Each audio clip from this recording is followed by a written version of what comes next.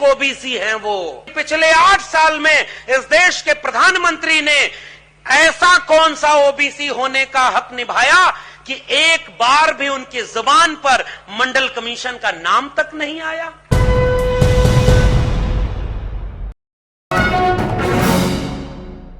राहुल गांधी की संसद सदस्यता खत्म किए जाने के बाद एक बार फिर से बहस शुरू हो गई है कि क्या राहुल गांधी ओबीसी विरोधी हैं, क्योंकि भारतीय जनता पार्टी ने लगातार राहुल गांधी को ओबीसी विरोधी सिद्ध करने की कोशिश की है, जिसको लेकर के सोशल मीडिया पर तरह तरह की चीजें सामने आ रही हैं। एक दिन पहले भी हमने आपको बताया था कि किस तरह से ओबीसी का जो ढिंडोरा पीटा जा रहा है कि मोदी सरनेम के लोग ओबीसी होते हैं। मैंने आपको बताया था कि कितने मोदी सरनेम के लोग हैं जो पारसी हैं, एक मुसलमान भी हैं जो खिलाड़ी हैं। इस तरह की चीजें सामने आ रही हैं। अभी एक नया वीडियो मेरे सामने से गुजरा तो मैंने सोचा कि आप तक पहुंचाऊं। डीयू के प्रोफेसर डॉक्टर लक्ष्मण यादव ने स्पीच दी। उस स्पीच में उन्होंने प्रधानमंत्री नरेंद्र मोदी को एक फेक ओबीसी कहा है। ये बात उन्होंने कहा है कि ये बात इस मुल्क को समझना जरूरी है कि आज ये लोग ओबीसी के अपमान अन्याय का तमाशा रच रहे हैं। जो जाति जनगणना मंडल की सिफारिश 52% ओबीसी आरक्षण, प्रमोशन व प्राइवेट सेक्टर में आरक्षण की बात ना करे, वो किस बात का ओबीसी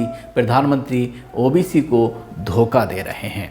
महोदय, जब तक गुजरात के मुख्यमंत्री थे उन्हें अपनी जाति कभी याद नहीं आई, और जब उन्हें लगा कि अब उन्हें प्रधानमंत्री बनना है, देश में बड़े बड़े सभाओं में जाकर कहने लगे मैं ओबीसी मां का बेटा हूं।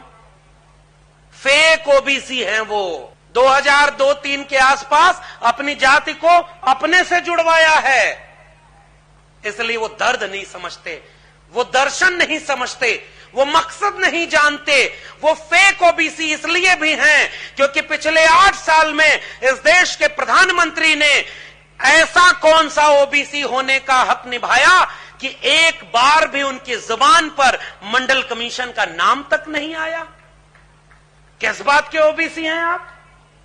इस देश की आधी आबादी, मैं भारत के संविधान के बाद जिस एक दस्तावेज को हम जैसे लाखों लाख नौजवानों के मुस्तकबिल को बदल देने वाले दस्तावेज के रूप में देखता हूं, इस मुल्क को बदल देने वाले दस्तावेज के रूप में देखता हूं, तो भारत के संविधान के बाद वो दस्तावेज है मंडल कमीशन की रिपोर्ट। वो न होता तो भारत ऐसा कभी नहीं होता।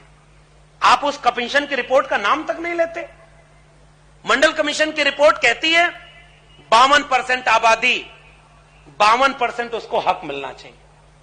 मंडल कमीशन की रिपोर्ट ये अपने तथ्यों, तर्कों और शोध के आधार पर इंदिरा साहनी के संविधान बेंच में जीत के रूप में हमें एक हक देती है कि पिछड़ेपन का आधार आर्थिक नहीं होता, पिछड़ेपन का आधार सामाजिक और शैक्षणिक है जो जाति के आधार पर होता है। इसीलिए ओबीसी को रिजर्वेशन जाति के आधार पर मिला। मैं सवाल करता हूं इस मुल्क के निजाम से कि महोदय, आप ओबीसी हैं, मैं तो उम्मीद भी नहीं करता इस देश के प्रधानमंत्री जी से कि आप ओबीसी होकर के कभी आप छत्रपति शाहू जी को याद करेंगे, कभी आप ज्योतिबा फूले को याद करेंगे, कभी लोहिया को याद, लेकिन याद करते हैं। वो है ना, हर आदमी में होते हैं 10-20 आदमी जिसको भी देखना हो कई बार देखना।